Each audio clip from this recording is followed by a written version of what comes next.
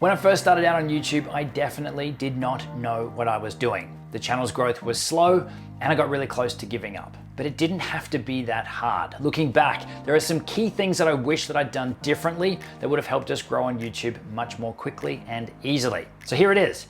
If I was starting again on YouTube, a brand new channel today, this is what I would do differently. Now, for those of you who aren't aware, when I say we, talking about our channel, there's actually two of us that set up Primal Video, myself and my brother Mike, who runs a lot of the behind the scenes and the business stuff. So there's a little bit of context there for you. But kicking this off, what we would do differently if starting again today, the first thing is to do some research before we go ahead and start diving in and making content. You want to be researching your topics, your audience, the keywords, the key phrases, the things that people are actually looking for and that people actually want, because this is something that we did not start doing immediately with this channel. So for us starting out, I would just come up with a random idea for a video. I'd go ahead and shoot it, we'd release it, and those videos got next to no traction. Either because no one actually wanted those videos that I was spending all this time making, or no one could actually find them because YouTube couldn't understand what the content was about and who the ideal audience would be for those videos, so it couldn't push those videos out to them. So by researching up front, you're able to create stuff that you know people actually want,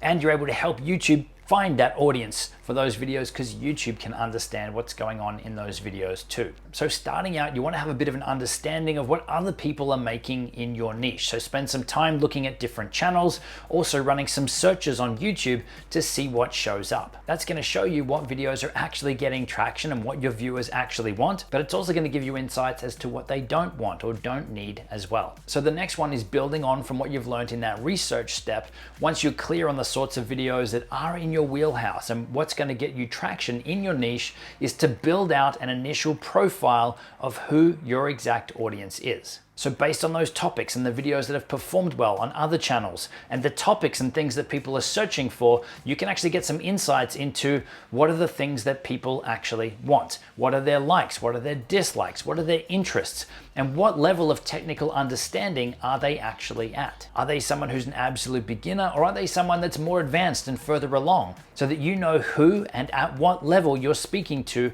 when you're creating your videos? You can then look at what would that audience or what would that avatar actually like to see in your videos? What do they need to see? What's going to keep them engaged and watching longer? And you can also then use it as a filter for the content that you're creating, so that you're actually creating stuff that is going to be of interest to your audience and that's hitting the right points and adding value to them, not just creating random content hoping that it's something that they're going to like and something that they're going to have value in. So where we started out with this, again, with no research or no audience insights, was I started making a ton of really specific video editing hack or tips videos that I thought people would want, like some more advanced tips on specific keyboard shortcuts that would help them edit faster, or diving into some advanced color correction tutorials. But the audience that we wanted to target were actually entrepreneurs and business owners who knew that they needed to make video content to grow their income and grow their brand, but they weren't video editors, so they were needing help. And then me, as the video editing expert, I got caught up way too deep in the weeds and ended up creating stuff that I thought would be useful for me in that situation, but it's not the stuff that they actually wanted. And we got that message loud and clear when our target audience never showed up. So you want to get clear on what your audience actually wants. Create content to match that. Then maximize the value that you provide by also giving them what you, as the expert, what you know they'll need, as well as to help them take their results even further. Next, I would be prioritizing thumbnail images. These are just as important as the video itself. If no one actually clicks on your video, on your thumbnail image, no one is going to see your video masterpiece. So you need to make sure that your thumbnail image is good at grabbing people's attention and actually gets them clicking on your video. Now, if you're someone who is freaking out a little bit right now about the need to create an amazing thumbnail image, or no one's gonna see your video, I do have some resources linked down in the description box that will help you create better thumbnail images on your smartphone and desktop. So definitely check those out. But the other thing you can do is actually just go to YouTube and look for some inspiration for your own thumbnail images. So what are the images that stand out to you, that just grab your attention and make you want to click that video? What's going on in those thumbnail images? And this is where as well you can look at what are the videos that have actually performed well. So videos that are successful, do have a ton of views on them. What have they done with their thumbnail images? But again, for us, this is where thumbnails were a massive afterthought. Where I started, I was just taking a freeze frame or a frame grab out of the finished video, somewhere where I'm not speaking, kind of looks like I'm smiling. I was trying to do it all as an afterthought. And I mean, I can use Photoshop, but I am definitely not a designer. So our original thumbnail images, they looked bad. Now, it wasn't until we started taking our thumbnails seriously that we really started getting more traction on our channel. And for those thumbnail images, Mike was just creating them using Keynote. So you really don't need to go and learn Photoshop and have to pay for it and all of that stuff. You really can create some effective thumbnail images using free or really cheap software too. But we were also then being more strategic with the images that we were using. So we stopped trying to find that perfect freeze frame, and instead we were creating images more intentionally. So at the end of recording a video, I would just leave the camera recording and I would pose and point and pull silly faces, and those were what we were using to create our images. It's something that's so simple that makes the thumbnail creation process easier and gives you a better end product. So why not? Now, building on from that, the next thing that I would be doing with a new channel would be A/B split testing my thumbnail images. So fair warning, this is a more advanced strategy and it's not free. You'll need to be using TubeBuddy to do this, and you need to be on their Legend plan currently to unlock this feature. So in a nutshell, how this works is you create 2 different thumbnail images for one video, and you actually upload both of them into TubeBuddy, and it will serve out one thumbnail image to half of your audience and the other will see the other thumbnail image. And this will actually gather some data and tell you which one outperforms the other one, which one gets more clicks over time. Now, the beauty of this is you don't have to guess which is the nicer thumbnail image or the better thumbnail image or which one you think will get more clicks. It's actually going to tell you which one does get more clicks. And when we've run these tests for us, I'm always surprised as to which one actually gets clicked more. It's not normally the one that I'm picking as, oh, that's the nicer one, or this one I'm smiling in, so more people are going to click that one. No, it actually doesn't matter what we think people are going to click on, it's which one are people going to click on. So A/B split testing, it is an amazing, more advanced strategy to again help your video get more clicks, which means more people are then going to see it. But think about this, even if you were only able to increase the amount that your thumbnail image was clicked, even if it was 1 to 2% more, 5% more, think about that for the lifetime of your video showing up every single day on YouTube, being able to be clicked more because it was more appealing or because more people were actually clicking on it, giving you then more views, more impact, more people seeing your stuff and getting it out there. This A/B split testing for thumbnail images is huge. Next, I would be strategically optimizing the video content, what I'm saying and when I'm saying it, or what's happening inside the video, all designed to keep people engaged and watching longer, but also while you're adding in a ton of value for the viewers. So this is another area where I had no plan or structure when I was creating those early videos on our channel. I would just, again, come up with an idea. I would maybe throw down a few bullet points or a few dot points and speak to those, but I've got squirrel brain bad. I would be jumping from one point to another. No one could follow what it was that I was saying, which made the video very hard and frustrating for me to produce, also then to edit, and it was frustrating or not structured in a way where people could follow along and actually consume it. So no one was winning from that. Instead, if you're creating videos with an optimized video structure designed for engagement and adding value, it's going to be easier for you to create your videos and easier for people to consume your videos too.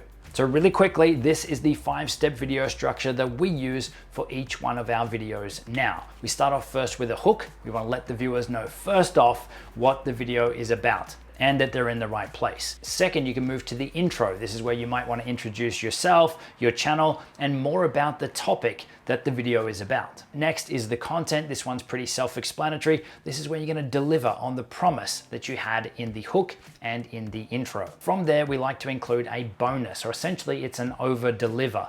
Based on the topic of the video, we know why people are watching that video. What else can we give them as a bonus to help them either with the next step or the next problem that they're going to have after solving this main problem, the one that they're watching the video for, or what else can we give them we know is going to be of value for them? So this will help them further in their journey, but it's also something that they're likely going to want to stick around for. So they'll stick around longer in your video to hear this bonus section. And lastly, we have a call to action. This is for those people that make it to the end of your video. What is the next best step for them? Is it to subscribe, to go and watch another video, to head over and join your email list? whatever your next step is. Now, I know I went through that quick, but there is a dedicated video on our video structure, which I will link down in the description for those of you who want to dive deeper into that. The next thing I'll be doing with the new channel will be outsourcing the video editing much sooner than we did with our current channel. This is something that I held on to for far too long. I mean, I am one of those weird people who actually does enjoy video editing, so me handing over the reins to this to someone else was a very difficult thing for me. I came up with every excuse as to why it wouldn't work, but instead what it's actually done is freed me up massively, and it's allowed someone else to get creative with our videos, so it's not all reliant on me. So now I don't have to edit our videos, and our videos probably are better for it because we're all our own worst critic. So me editing our videos was much harder than me editing someone else's videos because I'm so much more picky on what I'm saying and what I'm doing, and so much more judgmental when it's me than when it's someone else. So whatever excuse you have or whatever you're holding on to as to why you are the best person to edit your videos and you can't outsource, then check out another video I've got linked in the description where we address some of those things and teach you how you can outsource your video editing for as little as $4 to $7 US an hour and get some of your time back so that you can work on the business, on the brand, instead of being stuck on that content hamster wheel. Shoot video, edit video, release video, and then back onto the same thing again. I would also not be asking people to subscribe to our YouTube channel early on in a video. We've all seen people do it. You're about 30 seconds into the video and you get a reminder from the content creator. I mean, I'm guilty of it too, where it's like, and if you haven't hit that subscribe button, ring the notification bell so we can tell you every new video we do. No, I would not be doing that. That is not how you actually get subscribers. You've got to think of the viewer journey. Someone new has just appeared on your video. They're about 20, 30 seconds in. You haven't even delivered the content. You're still in the hook and the intro phase of your content.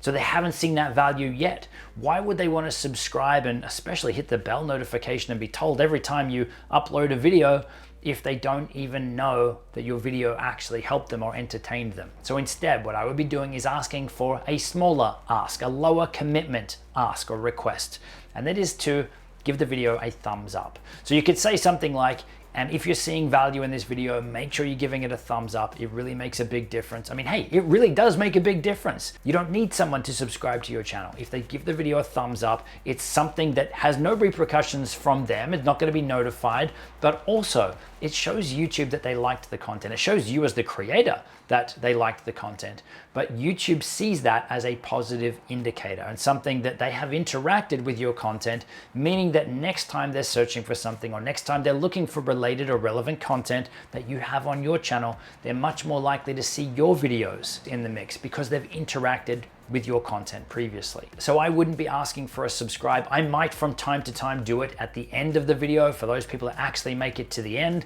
but everyone knows what the subscribe button is, what it does. You don't need to explain it or to ask them to do it. If they find value in your videos, if they like your content, they'll subscribe without you needing to remind them. And lastly, and this one's a big one, know that you're going to suck for a while. Go back and check out the early videos on our channel. I can link to a few of them in the description as well. They look terrible, and they took me so much longer than our current videos do to create. So knowing that your first videos are going to be your worst videos, you just gotta start. You've probably already got more than enough right now to create videos using your webcam or using a smartphone, whatever you have. Focus on improving 1% on every video. So let's say you've just shot a video, you're starting to edit it down, but you're not happy with the lighting. No problem.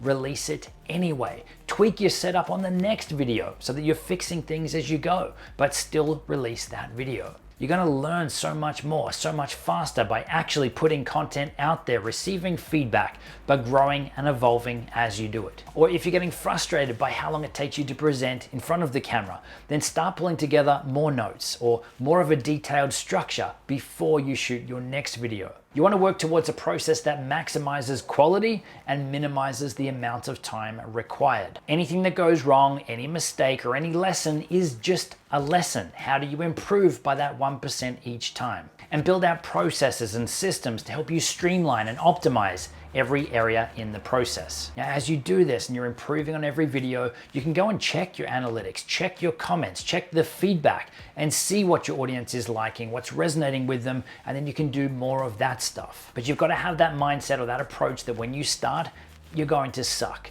and that you can improve and grow over time with each and every video. So that would be my approach if I was starting a brand new channel today.